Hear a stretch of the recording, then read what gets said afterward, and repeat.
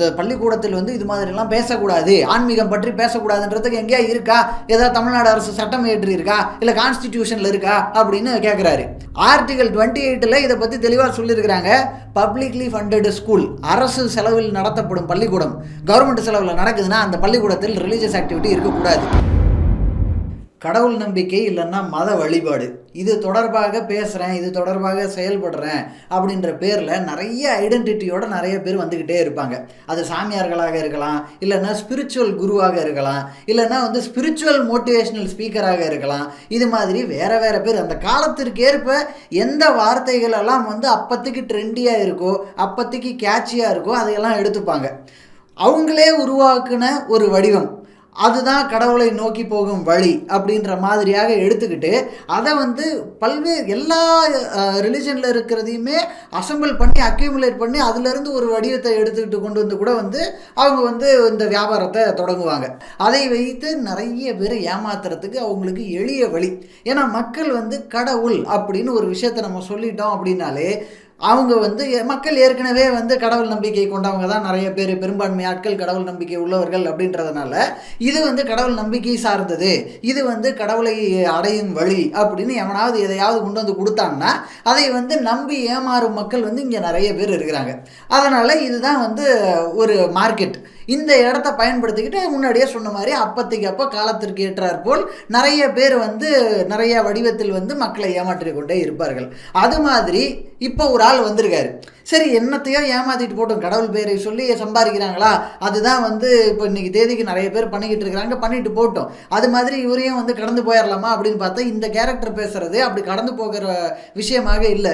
நிறைய விஷயங்கள் வந்து ரொம்ப பிற்போக்குத்தனமாக இருக்குது, இன்னும் சொல்லப்போனால் ரொம்ப ஆபத்தானதாக இருக்குது. அதை பள்ளி குழந்தைகள் கிட்ட போய் பேசுறது அப்படின்றப்ப தான் வந்து எல்லாரும் கேள்வி கேட்கும் இடத்தை நோக்கி அது நகர்கிறது. அந்த நபர் யாரு அப்படின்னு பார்த்தா மகாவிஷ்ணு. அந்த ஆள் என்ன பேசியிருக்காரு, அப்படி பேசுனதுக்கு என்ன எதிர்வினை வந்திருக்கு, அது மட்டும் இல்லாமல் தொடர்ச்சியாக அவர் என்னெல்லாம் பேசிக்கிட்டு இருக்காரு, எதெல்லாம் வந்து பிரச்சனைக்குரியதாக இருக்குது, எதனால் இது மாதிரியான நபர்களை கேள்வி கேட்க வேண்டி இருக்குது அப்படின்றது எல்லாத்தையும் பற்றி தான் இந்த வீடியோவில் பார்க்க போகிறோம். இது யூட்டன், நான் ராமசாமி ஜெயபிரகாஷ்.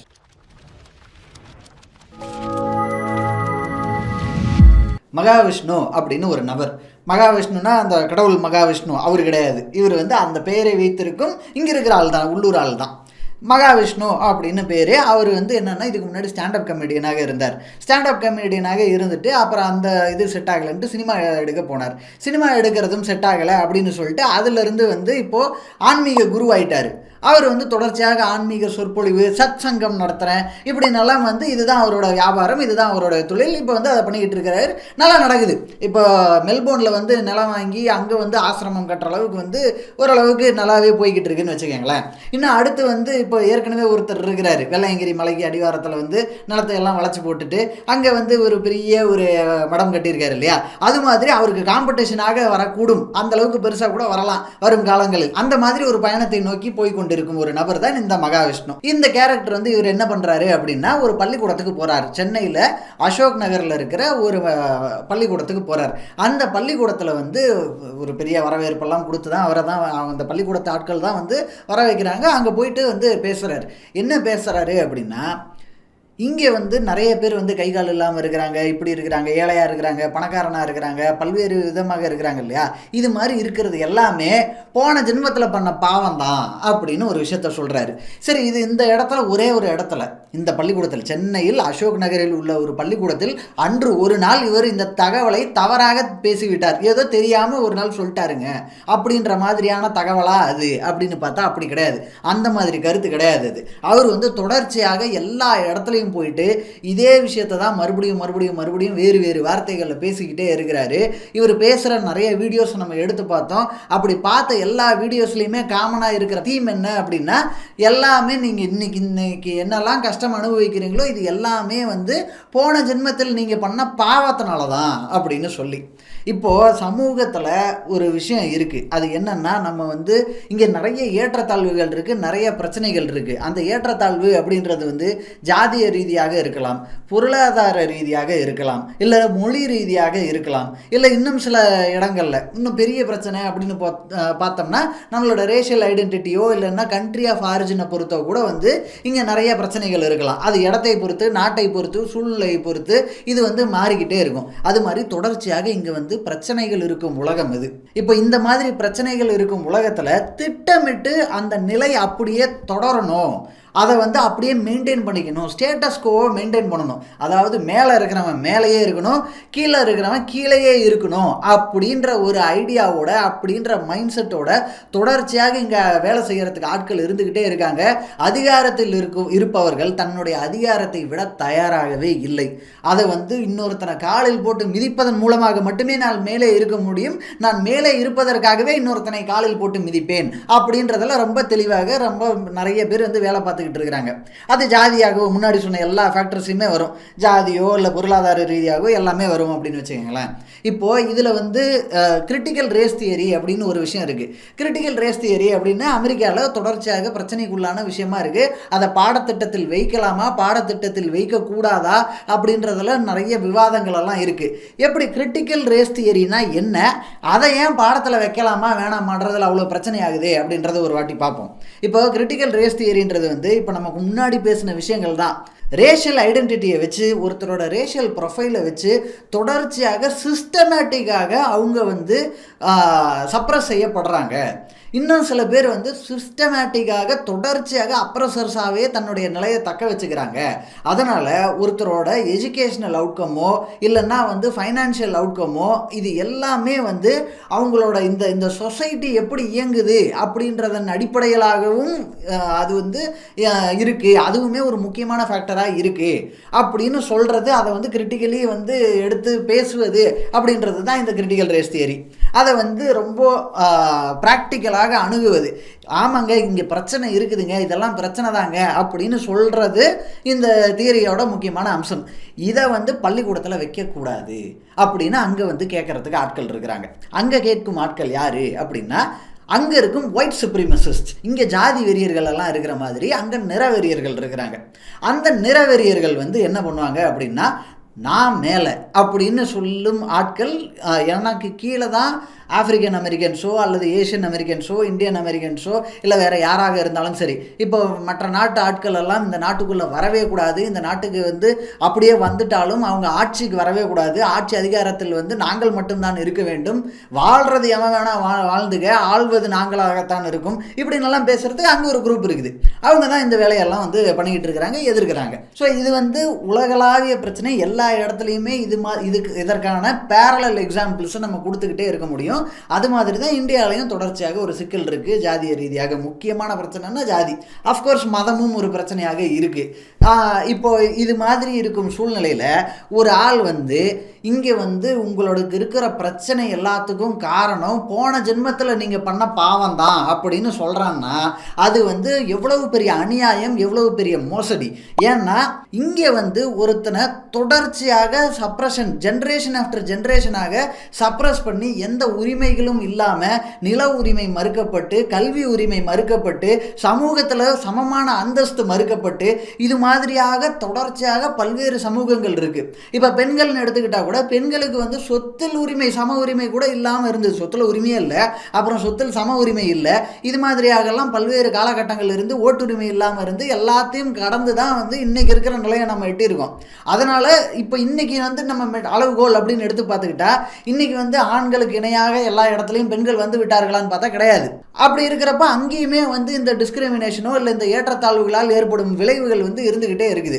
இப்படி இருக்கிற இடத்துல வந்து பெண்கள் வந்து ஒரு இப்போ ஐஐடி ஐஐஎம் எல்லாம் வச்சுப்போமே, இந்த இடத்துலலாம் வந்து பெண்கள் வந்து சிங்கிள் டிஜிட்டில் தான் பல காலமாக இருந்துக்கிட்டு வராங்க. அதை 15% ஆக்கிறதுக்கே மோதி போராடிக்கிட்டு இருக்கிறாங்க. அதுக்குன்னே வந்து எதையாவது ஒரு ரிசர்வேஷன் கொண்டு வந்து தான் வந்து அதை உயர்த்த முடிகிற மாதிரியான சூழ்நிலை வருது.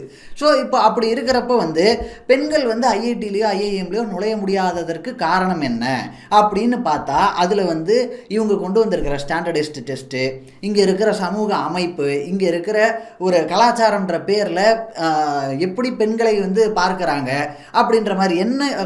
இப்போ ஐஐடி ஐஐஎம்க்கெல்லாம் போகணுன்னா அந்த என்ட்ரன்ஸ் எக்ஸாமுக்கே பல லட்சங்கள் செலவு பண்ணணும். அப்படி பல லட்சங்கள் செலவு பண்ணணும் அப்படின்னா அது ஆணாக இருந்தால் அந்த ஆண் மேலே அந்த செலவு பண்ண ஒரு குடும்பம் தயாராக இருக்குது. ஆனால் பெண் மேலே வந்து அந்த செலவை வந்து செய்வதற்கு தயாராக இல்லை. அந்த பணத்தை சேர்த்து வச்சுட்டு கல்யாணம் பண்ணி கொடுத்துடலாம் அப்படின்ற மாதிரியாக ஒரு பிரச்சனை இருக்குது. அதனால் போதிய அளவுக்கு அவங்களுக்கான ரிசோர்ஸஸ் எல்லாம் கிடைக்கிறதில்ல, ஃபேமிலியிலேருந்து சப்போர்ட் கிடைக்கிறதில்ல. இது மாதிரியான காரணங்கள் எல்லாம் இருக்கிறதுனால பெண்களோட எண்ணிக்கை வந்து அங்கே போதுமான அளவிற்கு இல்லை அப்படின்றது தான் வந்து அங்கே இருக்கிற சிக்கல். ஆனால் அந்த மாதிரியாக ஒரு விஷயத்தை அணுகாமல் அப்படியே டைரெக்டாக மடமாற்றி பெண்கள் இல்லையா, பெண்கள் வந்து இந்த விஷயத்துலலாம் கஷ்டப்படுறாங்களா, காரணம் போன ஜென்மத்தில் செய்த பாவம் அப்படின்ட்டா முடிஞ்சு போச்சு. ஸோ இது வந்து மதம், ரிலிஜன் அப்படின்ற பேரில், இல்லைன்னா வந்து சத்சங் அப்படின்ற பேரில் வந்து ஒருத்தன் சொல்லிட்டான் அப்படின்றதுனாலேயே வந்து அதை நம்ம ஏற்றுக்கணுமா அப்படின்னு கேட்டால் கிடையாது.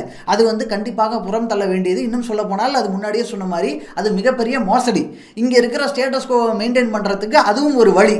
அதை தான் வந்து தெரிந்தோ தெரியாமலோ இந்த நபர் செய்து கொண்டு இருக்கிறார். மகாவிஷ்ணு வந்து பேசுறது அப்படின்றது வந்து ஸ்டேட்டஸ் கோவை மெயின்டைன் பண்ணுவதற்கான வேலை. இன்னொன்று, ஸ்டேட்டஸ் கோவை மெயின்டைன் பண்ணுறதுக்கு கூட அவருக்கு நோக்கம் இல்லைன்னு வச்சுப்போமே, அவருக்கு அந்த அளவுக்கெல்லாம் வந்து சிந்தனை இல்லை அப்படின்ற மாதிரியாக வச்சுப்போம். ஏன்னா அவரே வந்து நிறைய இடத்துல சொல்கிறாரு, பாலிடிக்ஸ் ஐயோ அதுக்குள்ளே நம்ம போக வேணாங்க, அதை பற்றி பேசினா பிரச்சனை ஆயிரும், அதெல்லாம் வேண்டாம் அதெல்லாம் வேண்டாம்னு சொல்லிட்டே இருக்கிறாரு. ஸோ அவருக்கு அதை பற்றி ஒன்றும் தெரில அப்படின்னு வச்சுப்போம், இல்லை அதை பற்றி ஐடியா இல்லைன்னு வச்சுப்போம். அப்படி இருந்து இவர் வந்து இதெல்லாம் பேசுகிறாரு. அப்போ என்னவா நோக்கம் இருக்கும், இல்லை என்னவான இதுவாக இருக்கும்னா, ரொம்ப இன்சென்சிட்டிவான பர்சன். இப்போ வந்து ஒருத்தருக்கு கை இல்லையோ இல்லை ஒருத்தர் கால் இல்லையோ இந்த மாதிரிலாம் இருக்கார், ஒரு மாற்றுத்திறனாளி, அவங்களுக்கு ஏதாவது ஒரு பிரச்சனை இருக்குது அப்படின்னா இதுக்கெல்லாம் வந்து அறிவியல் ரீதியான தீர்வு என்ன, காரணம் என்ன, தீர்வு என்ன, அதை நோக்கி போகாமல் ஆக்சிடெண்ட்டில் கூட ஒருத்தருக்கு கை கால் போயிருந்திருக்கலாம்.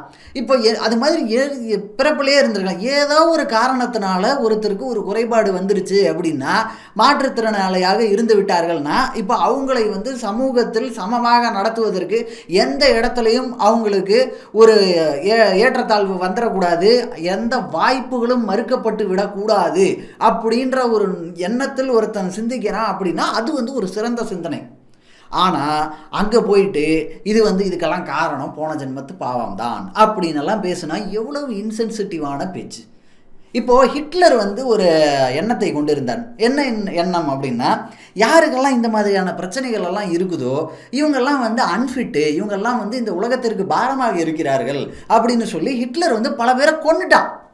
இப்போ யூதர்களை கொன்னது அப்படின்றது வந்து ரெண்டாவது பிரச்சனை, அதை பற்றி அப்புறம் பேசுவோம். இப்போது அதுக்கு முன்னாடி இன்னொரு கேட்டகரியும் அவன் டார்கெட் பண்ணி கொள்கிறான். அது ஜெர்மானியர்களாகவே இருந்தாலும், அவன் சொன்ன தூய ஆரியன் ஜெர்மன்ஸ் அவங்களாகவே இருந்தாலும் அவங்களுக்கு வந்து உடம்பில் ஏதாவது குறைபாடு இருக்குது அப்படின்னா அதெல்லாம் வேண்டாம், அந்த மாதிரியான உயிர்களே இந்த உலகத்தில் இருக்கக்கூடாது, அதுவும் குறிப்பாக ஜெர்மானிய இனத்தில் இருக்கக்கூடாது அப்படின்னு சொல்லி அவர்களையெல்லாம் தேடி தேடி கொன்றான். இவர் பேசுகிறார் இல்லையா, இந்த இடத்துல இருந்து ஒரு ஆள் அந்த இடத்துக்கு போகிறதுக்கு பெரிய ரொம்ப காலமெல்லாம் தேவைப்படாது. இப்போது இதுலேயே வந்து இவர் இன்னொரு விஷயத்தையும் கேட்டார். என்னென்னா வந்து இந்த மாதிரி பேசிக்கிட்டே இருக்கிறப்போ ஒரு ஆசிரியர் வந்து அவரை தடுத்து நிறுத்துறாரு. ஏங்க இந்த மாதிரிலாம் நீங்கள் இந்த இடத்துல பேசக்கூடாது, இது வந்து ஒரு அரசு பள்ளி, இந்த அரசு பள்ளியில் நீங்கள் ஆன்மீகம் சார்ந்து பேசக்கூடாது அப்படின்னு சொல்லி ஒரு கருத்தை சொல்கிறாரு. இப்போது ஆன்மீகம் சார்ந்து பேசக்கூடாது அப்படின்னு என்னை பார்த்து நீ எப்படி கேட்கலாம், நீ யார் அப்படின்னு அந்த ஆசிரியரை பார்த்து அதிகார திமிரில் மிரட்டும் துணியில் வந்து பயங்கர திமிராக ஒரு மாதிரியாக வந்து பேசுகிறாரு. சீஃப் எஜுகேஷனல் ஆஃபீஸரை சொல்லியாச்சு, நீ என்ன கேட்குற அப்படின்ற திமிரில் அப்படி அதே வார்த்தைகளை பிரயோகப்படுத்துறாரு. என்னென்னா வந்து சிஇஓ சொல்லியாச்சுன்றதை சொல்லியே கேட்குறாரு. அதுக்கப்புறம் வந்து சட்டம் வேற பேசுகிறாரு. இங்கே இந்த பள்ளிக்கூடத்தில் வந்து இது மாதிரிலாம் பேசக்கூடாது, ஆன்மீகம் பற்றி பேசக்கூடாதுன்றதுக்கு எங்கேயா இருக்கா, ஏதாவது தமிழ்நாடு அரசு சட்டம் ஏற்றி இருக்கா, இல்லை கான்ஸ்டிடியூஷனில் இருக்கா அப்படின்னு கேட்குறாரு. அவருக்கு வந்து மற்ற விஷயங்களை பற்றி தான் ரொம்ப இன்சென்சிட்டிவாக பேசுகிறாரு, இல்லைன்னா வந்து அரசியல் பற்றி புரிதல் இல்லாமல் பேசுகிறாரு அப்படின்னு நல்லா சொன்ன மாதிரி கான்ஸ்டிடியூஷனை பற்றியும் புரிதல் இல்லை, அரசு சட்டம் என்ன சொல்கிறதுன்றதை பற்றியும் அறிவில்லை. ஏன்னா வந்து கான்ஸ்டிடியூஷன் சொல்லியிருக்கு ஆர்டிகல் 28 இதை பற்றி தெளிவாக சொல்லியிருக்கிறாங்க. பப்ளிக்லி ஃபண்டட் ஸ்கூல், அரசு செலவில் நடத்தப்படும் பள்ளிக்கூடம், கவர்மெண்ட் செலவில் நடக்குதுன்னா அந்த பள்ளிக்கூடத்தில் ரிலீஜியஸ் ஆக்டிவிட்டி இருக்கக்கூடாது. இது மாதிரியாக மகாவிஷ்ணு அப்படின்ற பேரில் வச்சுக்கிட்டு யாராவது வருவாங்க, சத்சங்கன்ற பேரில் ஒரு ரொம்ப தவறான கருத்துக்களை எல்லாம் சொல்லுவாங்க, அந்த மாதிரி ஆட்களை எல்லாம் உள்ள விடாத அப்படின்னு கான்ஸ்டிடியூஷன் தெளிவாக சொல்லிருச்சு. அதே மாதிரி தமிழ்நாடு அரசுமே அதே விஷயத்தை தான் சொல்லியிருக்கு. தமிழ்நாடு அரசு சட்டத்திட்டங்களின் படி பார்த்தாலும் கூட தமிழ்நாடு அரசு ஃபண்டிங்கில் நடக்கிற பள்ளிக்கூடங்கள், அரசு பள்ளிக்கூடங்களில் இது மாதிரியான ஆட்கள் பேசுறதுக்கு எந்த உரிமையும் கிடையாது. ஆனா ஒரு விஷயத்தை நம்ம பாராட்டியே ஆகணும். அது மகாவிஷ்ணுவாக இருந்தாலும் சரி, இல்லைன்னா இந்த மாதிரி ரிலிஜன் பேரில் வச்சுக்கிட்டு ஒரு ரிலீஜியஸ் ஐடென்டிட்டி, ஸ்பிரிச்சுவல் குரு, காட் மேன், இல்லை மோட்டிவேஷனல் ஸ்பீக்கர், இது மாதிரியாக எதையாவது ஒரு பேரை வச்சுக்கிட்டு வருவாங்க இல்லையா, ஏமாற்று வேலை செய்வதற்கென்றே.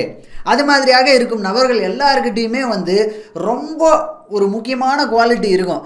தப்பான விஷயத்தை அப்படியே அவங்க சொல்கிறது 100% தப்பாக இருக்கும். அந்த மாதிரி இருக்கிற விஷயத்த கூட அல்டிமேட் கான்ஃபிடென்ஸில், சுப்ரீம் கான்ஃபிடென்ஸில் பேசுவாங்க. ப்ரைம் எக்ஸாம்பிள் இந்த இன்சிடென்ட் தான். ரூல்ஸில் சொல்லியிருக்குதியா. இப்போ அந்த ஆசிரியர் தடுக்கிறாரு அப்படின்னா, அந்த ஆசிரியர் இவர் பேசின கருத்து தப்பு அப்படின்றதுக்காகலாம் தடுக்கலை.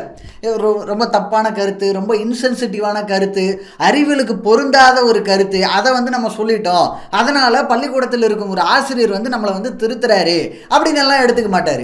இவர் என்ன சொல்கிறாரு அப்படின்னா, அந்த ஆசிரியர் ஈகோ காரணமாக தான் தடுத்துட்டாரு, அதனால தான் அவர் கேள்வி கேட்குறாரு அப்படின்னு பேசுகிற. அப்படி ஈகோ யாருக்கு? அந்த ஆசிரியருக்கா, மகாவிஷ்ணுவுக்கா? இதை சொல்லிட்டு தப்பாக கணக்கு வேற. 67,000 குருகுலத்துக்கு மேல் இந்தியாவில் இருந்தது. 3,23,000 குருகுலங்கள் இந்தியாவில் இருந்தது. 67,000 3,23,000. அடுத்த நொடியிலேயே அப்படியே மாற்றி சொல்றது. தப்பான நம்பரை, எதையாவது ஒரு நம்பரை அடிச்சு விட்டுற வேண்டியது. சரி, குருகுலம்னா என்ன? அப்படியே ஆகச்சிறந்த விஷயமா குருகுலம்ன்றது?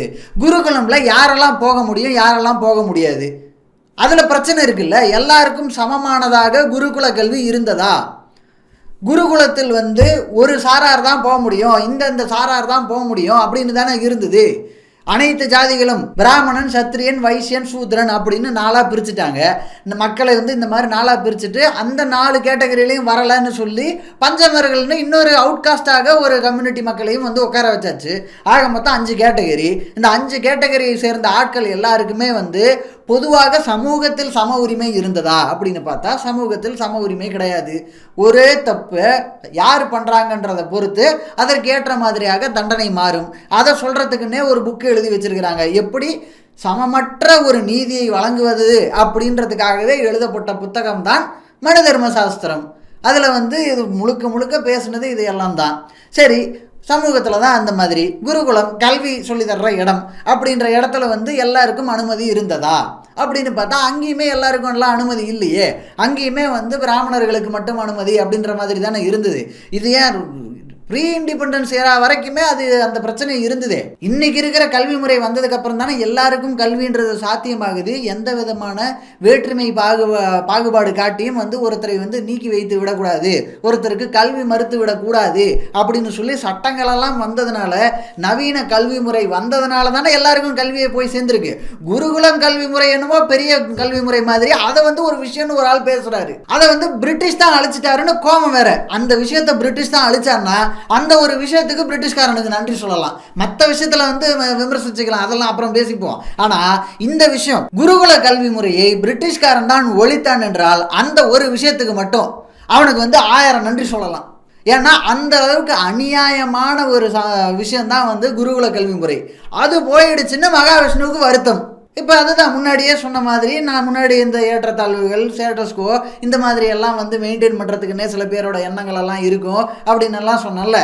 அதை எல்லாத்தையும் மைண்டில் வச்சுக்கோங்க. அப்போ அதை ரிகலெக்ட் பண்ணிக்கோங்க இவர் பேசுகிறப்ப எல்லாம். அது இல்லாமல் இன்னும் நிறைய விஷயம் சொல்லியிருக்காரு. மந்திரத்தை பற்றி எல்லாம் ஒரு விஷயம் சொல்லியிருக்காரு, அதை பார்ப்போமே. ஒரு மந்திரத்தை படிச்சீங்கன்னா நெருப்பு மலை வரும், ஒரு மந்திரத்தை படிச்சீங்கன்னா உடல் நோய் குணமாகும், ஒரு மந்திரத்தை படிச்சீங்கன்னா இங்க இருந்து பறந்து போவாங்க. அத்தனையும் ஓலை பனை ஓலையில் எழுதி வைத்து விட்டு சென்றார்கள் ரகசியங்களை. ஆனால் பின்னால் ஆட்சியாளரின் காரணமாக பிரிட்டிஷ் அவர்களுடைய சதி வேலையின் காரணமாக நமது மக்களுடைய ஞானம் மண்ணோடு மண்ணாக புதைந்தது. எதுவுமே இல்லை. ஒரு மந்திரத்தை சொன்னால் நெருப்பு மழை பெய்யும், ஒரு மந்திரத்தை சொன்னால் இங்கேருந்து அங்கே போகலாம்.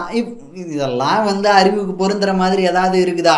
அப்போ மந்திரத்தை சொல்லி எல்லாரையும் சமமாக்கிற வேண்டியது தானே. எல்லாரும் ஒரே மாதிரி தான், இந்த ஜாதி எல்லாம் கிடையாது, எல்லாரும் சமம், இந்த தீட்டு புனிதமெல்லாம் கிடையாது, பிறப்பால் அனைவரும் சமம் அப்படின்னு பண்ணியிருக்கலாமே.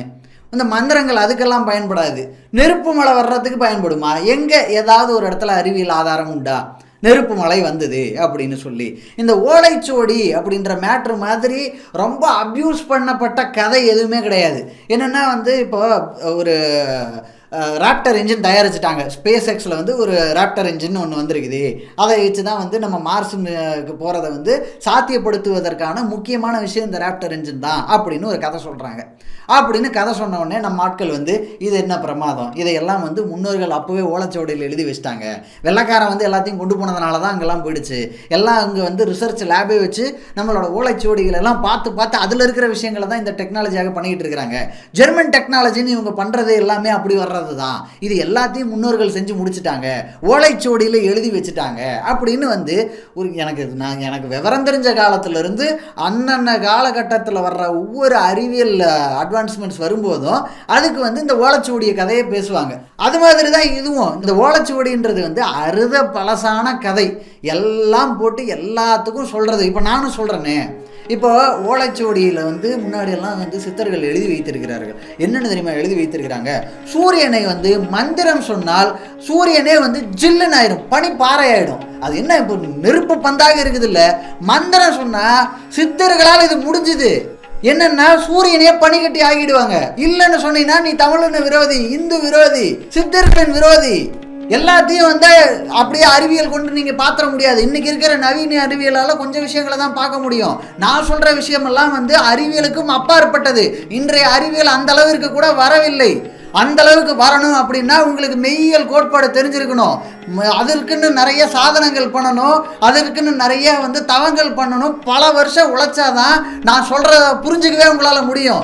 நான் அதெல்லாம் பார்த்துட்டு நான் பேசுகிறேன், இது மாதிரி என்னாலையும் பேச முடியும். மகாவிஷ்ணு மட்டும் கிடையாது, எவன் வேணா அது மாதிரியெல்லாம் புரடா விடலாம்.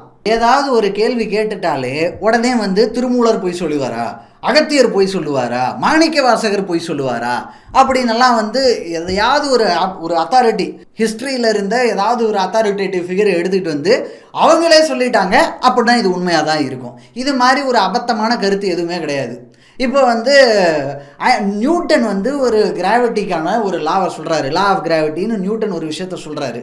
ஆனால் அந்த லா ஆஃப் கிராவிட்டி வந்து சோலார் சிஸ்டத்தை தாண்டி போயிடுச்சு அப்படின்னா அதால் அதை வந்து எக்ஸ்பிளைன் பண்ண முடியல. இப்போ இந்த பிளானட்டெல்லாம் வந்து ஒரு ஆர்பிட்டில் சுற்றிக்கிட்டு இருக்கு இல்லையா, சோலார் சிஸ்டத்தில் சூரியன் இருக்குது, சூரியனை சுற்றி இருக்கிற பிளானட்ஸ் எல்லாம் வந்து ஒரு ஆர்பிட்டில் போய்கிட்டு இருக்கு. அதற்கான காரணம் இந்த புவியீர்ப்பு விசை தான். இந்த விசை இப்படி செயல்படுவதனால தான் வந்து இந்த மாதிரியான நிகழ்வுகள் ஏற்படுது அப்படின்றது எல்லாத்தையும் விளக்கி இதற்கான காரணங்கள் கால்குலேஷன்ஸ் எல்லாம் போட்டு அவர் வந்து அதை வந்து ப்ரெசென்ட் பண்ணுறாரு. இப்போ இதுக்குன்னு வந்து அவர் ஏகப்பட்ட காலத்தை எடுத்துக்கொண்டார். கால்குலஸ் எல்லாம் வந்து அதுக்குன்னே அவர் அதுக்கு தான் இன்வென்ட் பண்ணுறாரு, இதை வந்து எக்ஸ்பிளைன் பண்ணுறதுக்கு அப்படின்னு அவருக்கு நிறைய மேத்தமேட்டிக்கல் நீட்ஸ் இருக்குது. அப்படின்னு அந்த டைமுக்கு அவர் கால்குலஸை இன்வென்ட் பண்ணி அவர் தான் வந்து இதை கொண்டு வராரு. அதனால தான் வந்து இன்றைக்கி இருக்கும் மாணவர்கள் எல்லாம் வந்து அவங்களோட காலேஜ் புக்கில் ஸ்கூல் புக்கிலலாம் வந்து இன்டெக்ரல் கால்குலஸ், டிஃபரன்ஷியல் கால்குலஸ் எல்லாம் போடுறதுக்கு காரணம் நியூட்டன் தான். திட்டுறதுனா நியூட்டனை திட்டுங்க. இப்போ வந்து நியூட்டன் இது மாதிரியாக சோலார் சிஸ்டத்தை வந்து இந்த கிராவிட்டி எக்ஸ்பிளைன் பண்ணுறதுக்காக ஒரு தியரியை கொண்டு வந்திருக்கிறாரு, ஒரு லா ஆஃப் கிராவிட்டின்னு ஒன்று கொண்டு வந்திருக்கிறாரு. ஆனால் இது வந்து ஒரு 200 வருஷம் மேலே போயிடுச்சு. 200-250 வருஷத்துக்கு மேலே போனதுக்கப்புறம் ஐன்ஸ்டைன் ஒருத்தர் வராரு. ஐன்ஸ்டைன் ஒருத்தர் வந்ததுக்கப்புறம் நியூட்டன் சொன்னதில் ஒரு குறைபாடு இருக்குது. அது வந்து சோலார் சிஸ்டம் அதற்குள்ளே இருக்கிற கிராவிட்டியை எக்ஸ்பிளைன் பண்ணதே தவிர ஒட்டுமொத்தமாக யூனிவர்ஸு அந்த மாதிரி ஒரு கேலக்ஸி டு கேலக்ஸி இது மாதிரி பெரிய பெரிய ஆப்ஜெக்ட்ஸ் ஒரு எக்ஸ்ட்ராடினரிலி லார்ஜ் அஸ்ட்ரானாமிக்கல் ஸ்கேலில் நம்ம வந்து ஒரு விஷயத்தை பார்க்குறோம் அப்படின்னு பார்த்தா அங்கே வந்து இந்த தியரி வந்து சரியாக ஒர்க் அவுட் ஆக மாட்டேங்குதுன்னு சொல்லிட்டு அப்புறம் வந்து அவர் அதில் இருக்கிற ப்ராப்ளம் எல்லாம் ஃபிக்ஸ் பண்ணி அந்த பேஸ் ஃபவுண்டேஷன் எடுத்துக்கிட்டாரு. அதில் இருக்கிற ப்ராப்ளம் எல்லாத்தையும் ஃபிக்ஸ் பண்ணி ஜென்ரல் தியரி ஆஃப் ரிலேட்டிவிட்டி அப்படின்னு வந்து ஒரு ரிலேட்டிவிட்டி தியரி சொல்கிறாரு. அங்கே இருக்கிற ப்ராப்ளம் எல்லாம் சால்வ் செய்யப்படுது. இந்த மாதிரியாக அறிவியல் நகரம். அறிவியல் வந்து நியூட்டன் சொல்லிட்டாரு அப்படின்றதுனாலேயே ஒரு விஷயத்தை ஏற்றுக்காது, ஐன்ஸ்டைன் சொல்லிட்டாரு அப்படின்ற ஒரு விஷயத்தினாலேயே அந்த கருத்தை ஏற்றுக்க மாட்டாங்க. அறிவியல்ன்றது வந்து யார் வேணால் சொல்லிட்டு போட்டோம், அதெல்லாம் ஒரு பொருட்டே கிடையாது. அது வந்து டெமான்ஸ்ட்ரபிளி ட்ரூவா ஃபால்ஸா, அவ்வளவுதான். அறிவியலுக்கு அதில் எந்த விதமான ஆசாபாசங்களும் இல்லாமல் ரொம்ப கோல்டாக ஷ்ரூடாக தான் ஒரு விஷயத்தை அணுகும். ப்ராக்டிக்கலாக அப்ஜெக்டிவ்லி ப்ரூவ் பண்ண முடியுமா இல்லையா, அவ்வளவுதான். அந்த மாதிரி தான் நம்ம எல்லாத்தையும் அணுகணும். அதை விட்டுட்டு திருமூலர் சொல்லிட்டாரு, மாணிக்க வாசகர் சொல்லிட்டாரு அப்படின்னா அவர் கற்பனையில் கூட ஒரு விஷயத்த சொல்லியிருந்திருக்கலாம். கற்பனையில் சொன்னாருன்றதுனாலே அவர் உண்மையாயிடுமா, ஒரு கருத்து உண்மையாயிடுமா? அவரே சொல்லிட்டாருன்றது ஒரு பொருள் கிடையாது. அது ஒரு சரியான ஒரு அணுகுமுறை கிடையாது. அவரே சொல்லிட்டாருன்றாங்களே, அந்த அவர் ப்ரூவ் பண்ணாங்களா? இல்லை, சரி அவரால் ப்ரூவ் பண்ண முடியலப்பா, அதுக்கப்புறம் அவங்க யாராவது ப்ரூவ் பண்ணியிருக்காங்களா? இன்றைக்கி அதை வெரிஃபை பண்ண முடியுதா இல்லையா? இதுதான் ஒரு ஒரு நியாயமான மெஷர். அதில் எதெல்லாம் ஃபெயில் ஆகுதோ அதெல்லாம் அறிவியலுக்கு பொருந்தாதது, அறிவியல் உண்மை கிடையாது. அதெல்லாம் ரிஜெக்ட் பண்ண வேண்டியது தான். இந்த மந்திரங்கள் வச்சுக்கிட்டு மழை பெய்ய வைக்கிறது, அதுவும் நெருப்பு மழை பெய்ய வைக்கிறது, ஒரு இடத்துல இருந்து இன்னொரு இடத்துக்கு டெலிபோர்ட்டேஷன் இல்லை டிரான்ஸ்போர்ட்டேஷன் மாதிரியாக போவது, இது எல்லாமே கற்பனை கதைகள். நல்ல உயரிய கற்பனை, சிறந்த கற்பனை. அதுவும் ஒரு 100 வருஷம் முன்னாடியோ 500 1000 வருஷம் முன்னாடி யாராவது இந்த மாதிரியாக ஒரு கற்பனை பண்ணியிருக்காங்க அப்படின்னா அந்த கற்பனையை நம்ம பாராட்டலாம். அந்த அப்போவே எவ்வளோ கற்பனை பண்ணியிருக்கான் பாரு அப்படின்னு அதை வியந்து பேசலாம். அதோடு அதை எடுத்துக்கணும். அதை அறிவியல் உண்மைன்னு எடுத்துக்கிட்டு வர்றது மடத்தனம், முட்டாள்தனம். அதை பள்ளிக்கூடத்தில் போய் பேசுறதுன்றதுக்கு எவ்வளோ பெரிய தடித்தனம் வேணும். உங்களுக்கு எதுவுமே தெரியாது, உங்களுக்கு எதை பற்றியும் தெரியாது, எதை பற்றியும் புரிதல் கிடையாது, நீங்கள் எதுக்கு வாழ்கிறீங்கன்னு தெரியாது அப்படின்னெல்லாம் தொடர்ச்சியாக இவர் எல்லா இடத்துலையும் பேசிக்கிட்டே இருக்கிறார். இவர் பேசுகிறதுல முக்கியமான ஒரு அங்கமாக அது ஒன்று இருக்குது. எல்லாம் இவருக்கு தான் தெரியுமா? எல்லாம் தெரிந்த ஞானி அவர். தன்னோட மார்க்கெட்டிங் கேம்பெயினே அதுதான். இவர் எல்லாத்தையும் பார்த்துட்டாரு, இவருக்கு எல்லாமே தெரியும், மற்றவங்களுக்கெல்லாம் தெரியாது, நான் உங்களுக்கு சொல்லித்தரேன் அப்படின்றத மட்டும்தான் இதுக்கு பின்னாடி இருக்கிற ஒரு மாடஸ் ஆப்பரண்டி. இப்போ இது ஏன் ஒர்க் அவுட் ஆகுது? எப்படி ஒரு திமிராக ஒரு ஆள் உனக்கு ஒன்றும் தெரியாது அப்படின்னு சொல்லி பேசிக்கிட்டே இருக்கிறான். அதை மக்கள் ஆயிரக்கணக்கில் லட்சக்கணக்கில் பணம் கொடுத்து எப்படி கேட்குறாங்க அப்படின்னா அதுக்கு பின்னாடி ஒரு முக்கியமான ஒரு உளவியல் இருக்குது. அது என்னென்னா அதுக்கு நிறைய விஷயங்கள் இருக்குது. முக்கியமான ஒன்று என்னென்னா மிடில் கிளாஸ் கில்ட். இப்போ வாழ்க்கையில் கஷ்டப்பட்டுக்கிட்டு இருந்தவங்க அப்படின்றவங்க ஒரு நல்ல நிலைமைக்கு வந்துட்டாங்க. இல்லை கஷ்டமே படலை அப்படின்னாலுமே ஓரளவுக்கு ஒரு நல்ல நிலைமையில் வாழ்கிறாங்கன்னு வச்சுப்போமே. அவங்களுக்கெல்லாம் ஒரு கில்ட் வரும். என்னென்னா நம்ம நல்ல நிலையிலேயே இருக்கிறோமே அப்படின்னு சொல்லி அது அவங்க நல்ல நிலையில் இருக்கிறதே ஒரு அன்ஈசினஸை கொடுத்துரும். அந்த அன்ஈசினஸ் வந்ததுக்கப்புறம் அவங்க அதற்கு பதில் தேட ஆரம்பிப்பாங்க. அந்த பதில் தேடுறது அப்படின்றப்ப இது மாதிரியான ட்ராப்புகளுக்குள்ள எல்லாம் போய் விழுந்துருவாங்க. இது ஒரு ரகம். இது கூடவே அப்படியே அட்ஜஸ்டண்ட்டாக பேரலாக வந்துக்கிட்டே இருக்கிற இன்னொரு விஷயம் இருக்குது. அது என்ன அப்படின்னா ஏன் அப்படின்ற கேள்வி. அந்த ஏன்ற கேள்வி அறிவியல் ரீதியாக ஒவ்வொரு விஷயத்தை பார்க்குறோம். இப்போ இந்த லைட் எப்படி எரியுது, இந்த ஃபேனு எப்படி எரியுது, இந்த ஏசி எப்படி ஒர்க் ஆகுது அப்படின்ற மாதிரி ஒவ்வொரு விஷயத்தையும் அறிவியல் ரீதியாக ஏன் அப்படின்னு அணுகுவதை நோக்கி அது செலுத்த மாட்டாங்க. அது மேபி ஸ்கூல் காலத்தில் வேணுமானால் சில காலம் அந்த மாதிரி இருந்திருக்கலாம். ஆனால் ஆஸ் வி க்ரோ ஓல்டர் அந்த ஏன் அப்படின்ற கேள்வி வாழ்க்கையை நோக்கி போயிடும். பர்பஸ் ஆஃப் லைஃப் அது என்ன, ஏன், இது வாழ்க்கையிற்கான காரணம் என்ன, இதுக்கான மீனிங் என்ன அப்படின்றத நோக்கி அதை செலுத்த ஆரம்பித்ததுக்கப்புறம் அது இன்னொரு ட்ராப்புக்குள்ளே கொண்டு போயிடும். இப்போ இந்த ட்ராப்புக்குள்ளெல்லாம் போயாச்சு அப்படின்னா இதுக்கு ஒரு கான்க்ரீட்டான பதில் கிடையாது. இப்போ கான்க்ரீட்டான பதில் அப்படின்றது ஒரு அப்ஜெக்டிவான ஆன்சர் என்ன, there is no meaning to இட்ன்ற மாதிரி சொன்னால் யாராலையாவது ஏற்றுக்க முடியுமா? அப்படின்றதப்போ ஏற்றுக்க முடியாதுன்றப்போ யார் எதை மீனிங்னு கொடுத்தாலுமே ஏற்றுக்கிற மைண்ட் செட்டுக்கு வந்துடுவாங்க. அதை எக்ஸ்ப்ளாய்ட் பண்ணி உங்களுக்கு ஒன்றும் தெரியாது, வாழ்க்கையோட மீனிங் என்ன தெரியுமா, எல்லாத்தையும் விட்டுட்டு இருக்கிறது தான், எல்லாத்தையும் நீங்கள் விட்டுருங்க, ஃபர்கோ பண்ணுங்கள், எதை பற்றி மேலேயும் உங்களுக்கு பற்றுதல் இருக்கக்கூடாது, எல்லா பற்றையும் விட்டுவிட வேண்டும் அப்படின்னு எல்லாம் சொல்லி அப்படியே சொல்லிக்கிட்டே இருப்பாங்க. அப்படியே சொல்லிக்கிட்டு இருக்கிறவங்க பணமே வாங்கலை, நான் பணத்தை வாங்கவே மாட்டேன், நான் பணத்தை தொடவே மாட்டேன், என்ன நல்லது நடக்கணும்னு நினைக்கிறேனோ அந்த நல்லதை யார்கிட்ட சொல்கிறேன்னா அவங்கள வச்சு செய்ய வச்சிரும், அவங்களே செஞ்சிருட்டோம், இல்லைன்னா அந்த பணம்ன்ற தேவையே இல்லாமல் ஒழித்து விடுவேன், எல்லாருக்கும் நல்லதை கிடைப்பதற்கு வழியை நான் ஏற்படுத்தி விடுவேன் அப்படின்னு எந்த சாமியாரும் பேச மாட்டாங்க. குறிப்பாக மகாவிஷ்ணு பேச மாட்டார், பணம் வாங்குவார். இப்போ இப்போ அடுத்து ஏதாவது ஒரு ஈவெண்ட் நடத்துகிறாரு அப்படின்னா அதுக்கு 8000 கொடு 10,000 கொடு அப்படின்னு பணம் வாங்குவார். அதுவே அமெரிக்காவிலேயோ இல்லை ஆஸ்திரேலியாவிலையோ இது மாதிரி வெளிநாடுகள்லாம் இருக்காங்க அப்படின்னா அங்கே அதிக பணம். ஏன்னா அவங்க ஆல்ரெடி சமூகத்தில் இல்லை பொருளாதார ரீதியாக நல்ல ஒரு இடத்துக்கு வந்துடுவாங்க. இப்போ ஆஸ்திரேலியாவில் இருக்கிறோம் அப்படின்னாலே அந்த இடத்தில் இருப்பதனால் மட்டுமே நமக்கு ஒரு நல்ல ஒரு பொருளாதார நிலை கிடச்சிரும். ஏன்னா நம்மளோட பெர் கேபிட்டா இன்கம் என்ன, ஆஸ்திரேலியாவோட பெர் கேபிட்டா இன்கம் என்ன, அது பார்த்தாலே வந்து ஏணி வச்சாலும் எட்டாது. அந்த அளவுக்கு அது ஆஸ்திரேலியாவில் பெர் கேபிட்டா இன்கம் தனிநபர் வருமானம் வந்து உயரத்தில் தான் இருக்குது. ஸோ அப்படி இருக்கிறப்ப அவங்கக்கிட்ட நேச்சுரலாகவே பணம் இருக்கும். அதுவும் இங்கேருந்து போனவங்கன்னு வச்சுக்கோங்களேன், இந்தியாவிலேருந்து அங்கே போனவங்க, இல்லை ஸ்ரீலங்காவிலேருந்து அங்கே போனவங்க, இது மாதிரி நம்ம ஆட்கள் யாராவது அங்கே போயிருக்கிறாங்க அப்படின்னா இங்கே நிறைய ஹார்ட்ஷிப்ஸ் எல்லாம் ஃபேஸ் பண்ணிட்டு ஆஸ்திரேலியாவில் போய் வாழ்கிறாங்க. ரிலேட்டிவ்லி கம்ஃபர்டபுள் லைஃப் வாழ்கிறாங்க. இந்தியாவை காட்டிலும் ஒரு நல்ல லைஃப் அங்கே இருக்குது அப்படின்ற மாதிரியான நிலையில் இருக்கிறாங்கன்னா முன்னாடி சொன்ன அந்த மிடில் கிளாஸ் கில்ட் இருக்குல்ல, அது கண்டிப்பாக அவங்களுக்கு இருக்கும். அதை வந்து பயன்படுத்திக்க வேண்டியது தான். அங்கே இன்னும் நிறைய பணம் வாங்கலாம், லட்சமாக வாங்கலாம். அதை வந்து அப்படி லட்சமாக வாங்கி தான் வந்து ஆசிரமத்தை கட்டியிருக்கிறார். இது கூடவே வந்து நிறைய சூடோ சயின்ஸ் ப்ராக்டிசஸ் வேறு.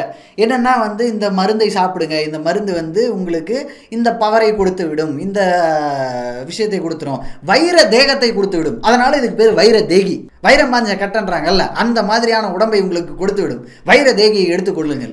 ஜீவ சஞ்சீவினி, இது சாப்பிட்டீங்கன்னா உங்களோட உடல் பவர் ஏறிடும். என்ன பவர்ன்றது தெரியல, நீங்களே வந்து அனுமானிச்சுக்கோங்க. அந்த பவர் வந்து கூடிடும் அப்படின்னெல்லாம் வந்து அதுக்கு சரி. இதெல்லாம் ஏதாவது டெஸ்டடா, இதெல்லாம் ரெகுலேட்டடா, எந்த அத்தாரிட்டிக்கிட்ட இதை பர்மிஷன் வாங்கிட்டு இந்த மாதிரியான பொருட்களை நீங்கள் விற்கிறீங்க, இது வந்து மெடிசினா ஃபுட் சப்ளிமெண்ட்டா, இது எதுக்குமே பதில் இருக்காது. இது எல்லாமே கிரே ஏரியாக்குள்ளே இருக்கிறது. இது எல்லாமே வந்து ரெகுலேட்டட் கிடையாது. ஏன்னா நம்மளே வந்து சூடோ சயின்டிஃபிக் ப்ராக்டிசஸை செலிப்ரேட் பண்ணுற, கொண்டாடுற ஒரு நாடு தான் நம்ம. அது இந்தியாவாக இருந்தாலும் சரி, இல்லை தமிழ்நாடாக இருந்தாலும் சரி, அதிலெல்லாம் எந்த வேறுபாடும் கிடையாது. அரசியல் ரீதியாக அரசியல் கொள்கைகள்னு பார்த்தா வேணா தமிழ்நாட்டுக்கும் இந்தியாவிற்கும் ஒரு சின்ன வேறுபாடு இருக்கலாம். ஒரு இந்துத்துவ மாதிரி ஒரு ரிலிஜியஸ் கொள்கை வந்து, ஒரு மத வெறி கொண்ட ஒரு கொள்கை வந்து, அரசியல் கொள்கை தமிழ்நாட்டில் எடுபடாது அப்படின்னு அந்த விஷயத்தில் வேணா வேறுபாடு இருக்குது. அது மாதிரி இன்னும் ஒரு சில விஷயங்களில் வந்து வேறுபாடுகளை காண்பித்து விட முடியும். ஆனால் சூடோ சயின்ஸ்னு வந்துருச்சுன்னா தமிழ்நாடும் வந்து இந்தியா எந்த மாதிரி எல்லாம் யோசிக்குதோ அதே மாதிரி தான் தமிழ்நாடும் யோசிக்கும். அதே மாதிரி இங்கே நிறைய சூடோ சயின்டிஃபிக் பிராக்டிசஸ் எல்லாம் இருக்குது. அதையுமே பக்காவாக எக்ஸ்பிளைட் பண்ணிக்கிட்டு இருக்காரு. சரி, அதெல்லாம் எக்ஸ்பிளைட் பண்றாரு. இவர் வந்து ஒரு சித்தா பிராக்டிஷனரா, சித்தால ஏதாவது டிகிரி வச்சிருக்காரா அப்படின்னு பார்த்தா இவர் சித்தா பிராக்டிஷனரும் கிடையாது. சித்தாவே வந்து ஒரு கேள்விக்குள்ளானது தான், பிரச்சனைக்குள்ளானது தான். பட் அதில் வந்து இவருக்கு வந்து ஒரு டிகிரி இருக்கான்னு பார்த்தா கிடையாது. அப்புறம் என்னதான் பண்ணியிருக்காருன்னு பார்த்தா 10th அப்படின்னு சொல்லி ஒரு நியூஸ் ரிப்போர்ட்ஸ் வந்து இன்னைக்கு வந்திருக்கு. ஸோ அப்படி இருக்கிறப்போ 10th தான் படிச்சிருக்காரு. அப்போ என்ன அடிப்படையில் இதையெல்லாம் வந்து விற்கிறார், அதுவும் மருந்துன்ற பேரில் எப்படி விற்க முடியுது? அதில் ஒரு ஏமாற்றுத்தனம், அதில் ஒரு வந்து ஒரு திருட்டுத்தனம், அது மாதிரி எல்லாத்தையும் காசாக்குவது அப்படின்றதுல ரொம்ப தெளிவாக திட்டம் போட்டு வேலை செஞ்சுக்கிட்டு இருக்கிறாரு. இது மாதிரியாக மகாவிஷ்ணு மாதிரியாக இன்னும் நிறைய பேர் வருவாங்க. எல்லாருக்கிட்டையும் ஜாக்கிரதையாக இருங்க. நன்றி.